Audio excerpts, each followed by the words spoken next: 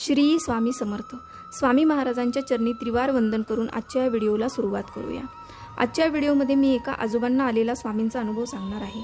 हा अनुभव त्यांच्या नातवांनी सांगितला आहे, तर ऐकून घेऊयात त्यांच्या शब्दात. दादा म्हणतात, माझे आजोबा स्वामी महाराजांचे कट्टर भक्त होते. त्यांच्या मुखात कायम श्री स्वामी समर्थ, जय जय स्वामी समर्थ असा स्वामींचा जप सुरू असायचा आणि त्यामुळे त्यांच्या आजूबाजूला असणारे वातावरणही खूप पॉझिटिव्ह असायचे. त्यांना आलेला स्वामींचा सर्वात मोठा अनुभव सांगताना आजही माझ्या अंगावर काटा येतो. तो दिवस होता 10 सप्टेंबर 2022चा. दुपारीच अचानक घराचा दरवाजा वाजला. दार उघडून पाहिलं तर शेजारच्या दुकानातला मुलगा होता.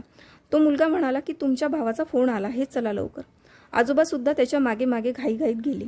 फोन उचलून ते बोलू लागले तर तिकडून त्यांना सांगण्यात आलं की दादा, सुनंदाला बरं नाही आहे. सुनंदा म्हणजे त्यांच्या भावाची बायको. तू लवकर गावाकडे ये असे ते म्हणाले. तर आजोबाही तातडीने गावाकडे जायला निघाले. दुपारी 3च्या सुमारात ते तिथे पोहोचले. तिथली सगळे कामे आटपून ते दुसरे दिवशी घरी यायला निघाले. तेव्हा बरीच रात्र झाली होती. त्यांचा भाऊ त्यांना म्हणत होता की एवढ्या रात्री कशाला जातो, उद्या पहाटेला जा. पण आजोबांनी काहीतरी महत्त्वाचं कामाचं कारण दिलं आणि ते तिथून निघाले. आणि ते रात्री 10:30च्या सुमारात तिथून जायला निघाले. त्यांनी गावाची वेश सोडली आणि पाऊल वाटेने ते चालू लागले. मुखात स्वामींचा नामजप सारखा चालू होता.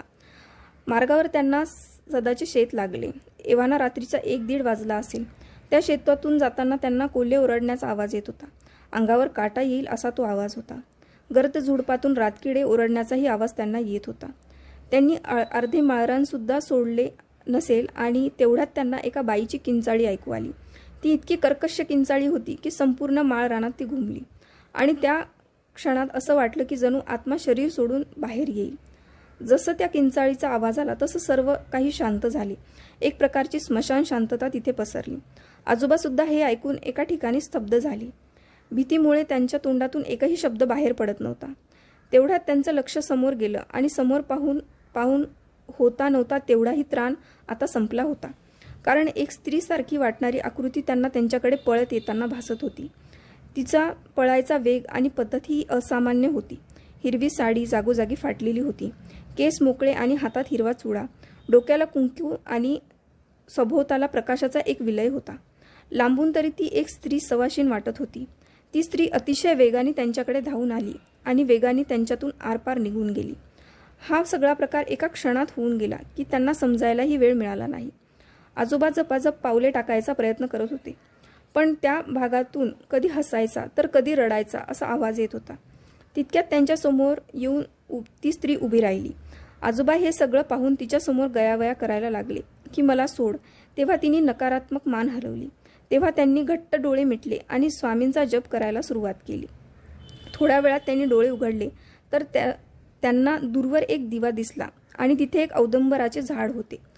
तो दिवा पाहताच त्यांनी स्वामींचा जप जोराजोरात चालू केला. स्वामींचा जप ऐकून ती बाई जोरात ओरडू लागली. त्यांनी नंतर तारक मंत्र म्हणायला सुरुवात केली आणि माळ रानावर जोरात वारा सुटला आणि त्या औदुंबराच्या झाडाखाली एक तेजोमय आकृती तयार व्हायला लागली आणि तेवढ्यात त्या परिसरात कानाला आणि मनाला आधार देणारा असा एक कणखर आवाज आला. उगाची भीतोसी भय हे पळू दे, समोरी उभी स्वामी शक्ती कळू दे.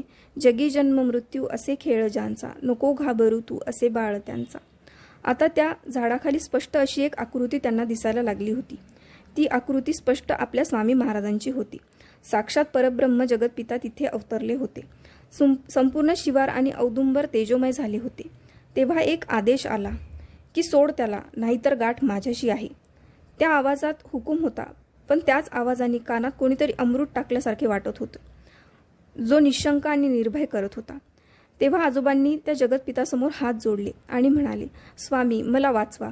तेवढ्यात तो प्रकाश इतका वाढला की त्या शरीररूपी आत्म्याला तो सहन झाला नाही आणि ती त्यामध्ये विरून गेली.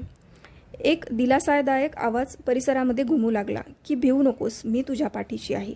आता तिथे कुठलाच प्रकाश नव्हता आणि दिवा शांतपणे तेवत होता. आजोबांनी त्या झाडाखाली जाऊन हात जोडले व स्वामींचे मनापासून आभार मानले. ते तिथे पारावर जाऊन बसले. तेव्हा बाळा, थकला असशील ना, डोकं ठेव माझ्या मांडीवर असा आवाज त्यांना आला. अचानक त्यांचा डोकं कोणीतरी पारावर ठेवलं असे त्यांना तेव्हा वाटत होते आणि तिथेच त्यांना झोप लागली. आणि तेव्हा त्यांना स्वप्न पडलं की साक्षात जगतपिताच्या मांडीवर डोकं ठेवून ते झोपलेत. जेव्हा जाग आली तेव्हा सकाळ झाली होती. बाजूला पाहिलं तर स्वामींचा सुंदर फोटो तिथे होता. त्यांनी उठून फोटोला नमस्कार केला आणि ते गावाकडे परत निघाले.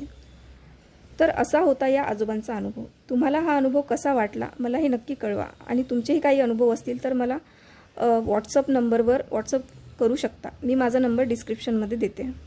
श्री स्वामी समर्थ.